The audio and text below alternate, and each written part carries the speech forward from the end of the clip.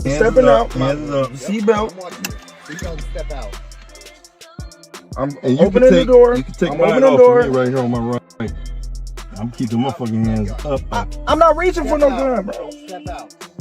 Can I move my arms? Step out. Yeah, that's crazy.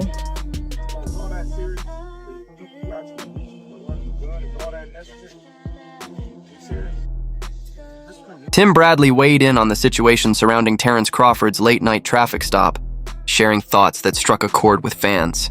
In his view, the incident wasn't just about a minor violation, it carried an underlying message. Bradley hinted that Crawford's growing fame might have drawn unwanted attention, and that some officials perhaps wanted to remind him that success doesn't place anyone above the law. He likened it to a recurring pattern in sports and life, how moments of triumph can quickly be followed by tension or controversy. His take hit home for many supporters, who saw the irony in Crawford's night of celebration being clouded by sirens and flashing police lights. I mean, Terence Crawford, he on the highest cloud, bro. In his city, let him know.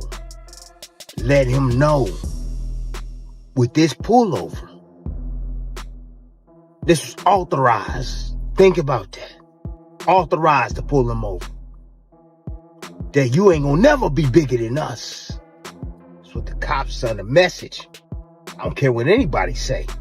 The cops send a message. This our city. You might got the key, but I got the handcuffs.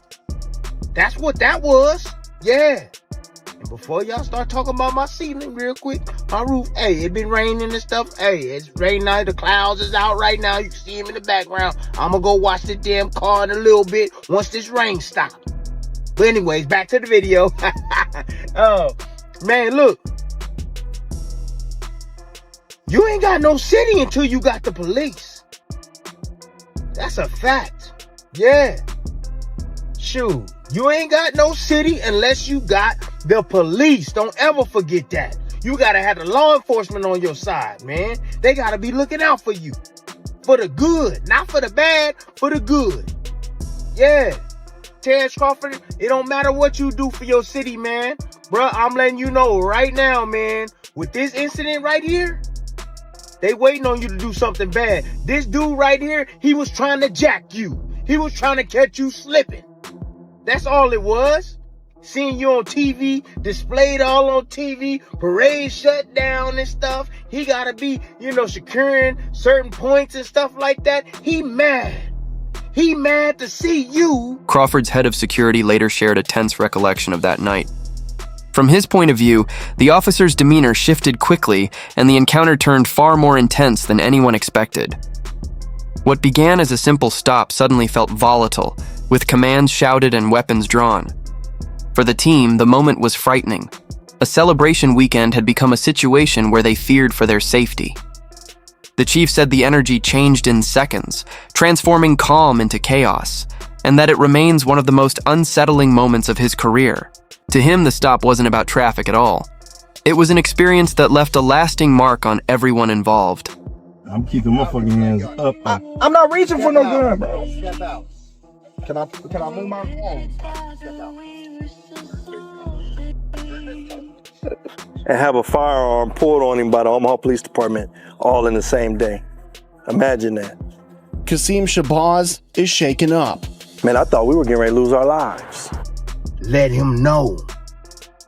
With this pullover, this was authorized. Think about that. Authorized to pull him over. That you ain't gonna never be bigger than us. That's what the cops send a message. I don't care what anybody say. Terence Crawford's victory celebrations in Omaha took an unexpected turn.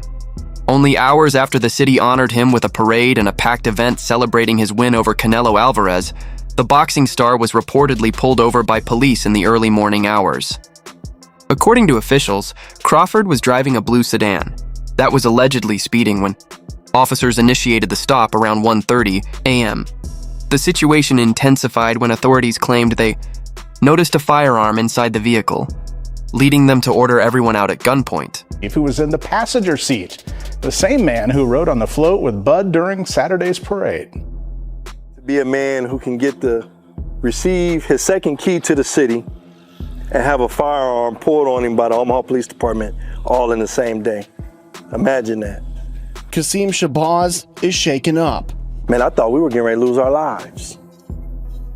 Being the head of Terence Crawford's security, Shabazz has seen a lot, but nothing like this. Oh man, it was terrible. It was terrible. Early Sunday morning, Crawford and his team were leaving an after-party following his parade. According to police, they pulled their vehicle over near 12th and Cass Streets for reckless driving. That's where things took a dark turn. And as soon as he said he had a firearm, the police officer that was on his side became unhinged. Police immediately drew their weapons, pointing a gun at Shabazz and the pound-for-pound champ. I literally had my hands on top of the ceiling and inside of the vehicle. According to police, an officer had identified a firearm on the floor of the vehicle. Reports indicate that police initially stopped Terence Crawford's car on suspicion of reckless driving. During the encounter, officers said they noticed 2 firearms on the floorboard, prompting them to escalate the situation and order everyone out of the vehicle at gunpoint. Tension ran high until it was later confirmed that both weapons were legally registered and properly licensed to their owners. With no other violations discovered, Crawford was issued only a citation for reckless driving and released soon after. Though the matter was officially closed, many observers saw it as a symbolic moment, the city's biggest hero being reminded of who holds the authority. For critics, it wasn't just about traffic enforcement, but about power dynamics in Omaha on the very day its champion was being celebrated. They tried to bury Terence Crawford. They tried to ruin his reputation and say that he wasn't a draw when the numbers were there for you to see. When he went to MSG against guys that didn't have big names or that were faded, like Amir Khan, or when he fought Kaviaskis, he did numbers. It was a smear campaign about his personality. He doesn't talk. Nobody wants to hear him. No, that you don't want to hear. So you try to speak for the masses when the whole time you have a star right here. You got to learn how to talk to this man. Even as recent as his last fight, the fight before Canelo, the smear campaign continued. I don't hear the smear campaign now. Them voices got really, really quiet like they typically do when they get proven wrong. And they either try to jump on the wagon. I knew this kid was going to be that. Or they get very, very quiet and they start to retreat back to wherever they came from and they don't have a lot to say. So I'm happy for this brother for that reason, because they tried to bury him, Roy. It didn't work. He overcame that. He said, give me my shot. I'm going to show you.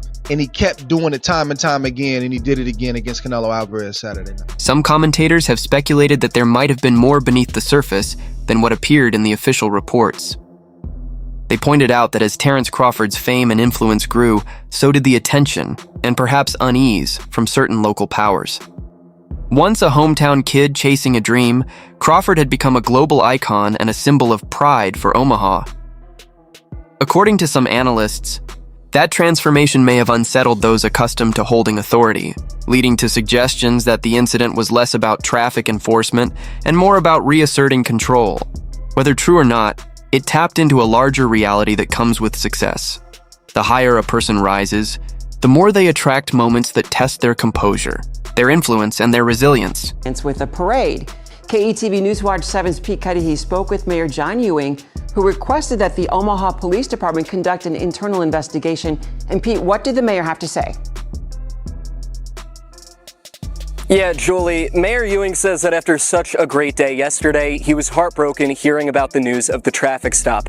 That's why he reached out to Police Chief Todd Schmaderer and Terence Crawford himself to find out what exactly happened at that traffic stop. Omaha police released a statement saying that a car driven by Terence Crawford was stopped for driving recklessly around 1:30 in the morning on Cass Street. An officer confirmed that while Crawford was reaching to grab his information, the cop spotted a gun by Crawford's feet. Andre Ward, one of boxing's most respected voices, offered a thoughtful perspective on the situation, noting that Terence Crawford has long been the target of efforts to downplay his accomplishments. Ward explained that before the Canelo fight, critics often tried to discredit Crawford's wins by claiming he didn't dominate enough or only succeeded through decision victories. To Ward, that narrative was never about fair analysis. It was about minimizing a fighter who consistently proved himself at the highest level. He suggested that the Omaha traffic stop echoed that same pattern. Moments where Crawford's greatness is met not with celebration, but with scrutiny. Still, Ward made it clear that no amount of doubt or outside noise can rewrite what Crawford has already achieved in the ring. His record and legacy, Ward said, speak louder than any attempt to overshadow them. Police officer wanted to send a statement because he doesn't like the rise of the Black Messiah. He don't like to see a black person in position of power. So he pulled Terence Crawford over for quote-unquote reckless driving. And as he approached the car, he decided to lie on his report, because as he approached the car, he stated that he saw a firearm on the floor panel. Come to find out, Terence Crawford informed him as he approached the driver's side door where Terence Crawford was driving, and in the passenger side was Terence Crawford's head security guard. In the back was Coach Malachi, and a young lady was on the side of Coach Malachi in the back seat. And Terence Crawford has legal firearms, and of course his security has legal firearms. They informed the officer that they have legal firearms in the vehicle. He then brandished his firearm, pointed at Terence Crawford's face, and then got very aggressive as Terence Crawford got, and his security and everybody in the vehicle, Coach Malachi, got nervous because he started to show the actions and body language of somebody that wanted to do something completely left. And now in the police report that has been obtained by the community and released and leaked, he never puts about the reckless driving. He never puts speeding. Former world champion Amir Khan stepped forward with strong words of support for Terence Crawford, reminding fans that no controversy can overshadow what the Omaha native has accomplished. Khan praised Crawford's skill, discipline, and mindset, saying he always knew Crawford would rise to become one of the elite fighters of his generation. In Khan's view, the recent drama surrounding the traffic stop does nothing to diminish Crawford's status. His record and legacy already speak louder than any headline. He added that while critics may try to downplay greatness, history always remembers those who deliver in the ring. For many fans, Khan's comments felt like a reminder that true champions are defined by their achievements, not by the noise that surrounds them. I knew that Crawford was going to win. You see, when I watched Crawford train back in Omaha, Nebraska, and when I was in Colorado Springs, he came into my camp. He helped me out a little bit, but at the same time, I seen him sparring some heavyweight guys. I seen him wrestling some heavy, big guys, and I thought, wow. So I asked him, I go, look, do you have like a wrestling background? He goes, yeah, we're like state champion. So that showed to me that this guy is a solid, strong person. Like, no one can push him around. No one can dictate. No one's going to put pressure on him where he's going to feel hurt, because he knows how to control the ring. When it comes to box IQ, like, his IQ in boxing is probably the best. I mean, he knows what punch to throw. He knows how to maneuver these heavier, big hitters and also take away their power and put his own shots in. So yeah, he's up there, one of the best ever, really. As an ex-fighter champion, I'm just curious. We heard yesterday Dana White says he's not going to acknowledge the WBC, IBF, WBO. He's going to have his own belt and the ring belt.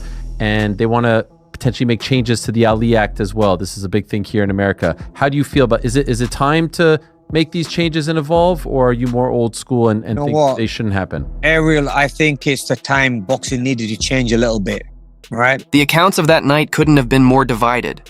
Official statements from the Omaha Police Department framed the incident as a standard traffic stop for reckless driving, handled according to procedure. But those who were there told a very different story. Crawford's head of security described the encounter as tense and frightening, claiming the officer's actions went far beyond what was necessary.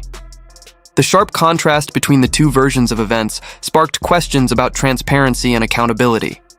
For many observers, it became difficult to reconcile the calm tone of the police report with the fear and confusion described by those on the scene, leaving the truth somewhere in the space between perception and official record. The police report, but now we got information from Terence Crawford, his own team, and they're saying something completely different. If you listen, his head of security, Shabazz, said he was shaken up. He was like, I thought we were going to get popped by the cops that night. And crazy enough, he teaches classes on how to de-escalate and deal with police officers. So, you know, at least that's what they're saying his credentials are. So he knows how to de-escalate situations and still had a problem with Omaha PD.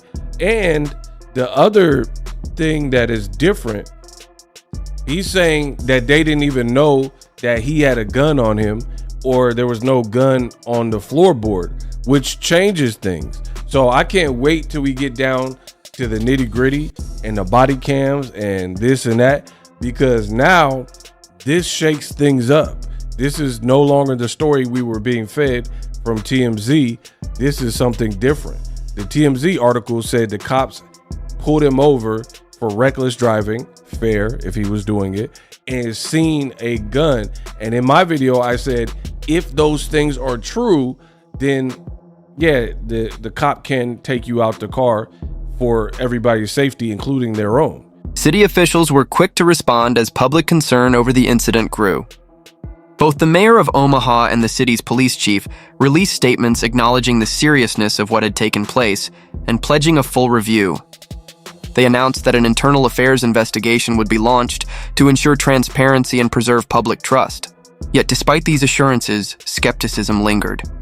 Many felt that the official statements downplayed the intensity of the situation and questioned whether accountability would truly follow. For observers, the investigation's outcome would serve as the real measure of the city's commitment to fairness. Analysts also noted a broader theme: the delicate tension that can emerge when an individual's influence and visibility begin to challenge long-standing institutions of authority.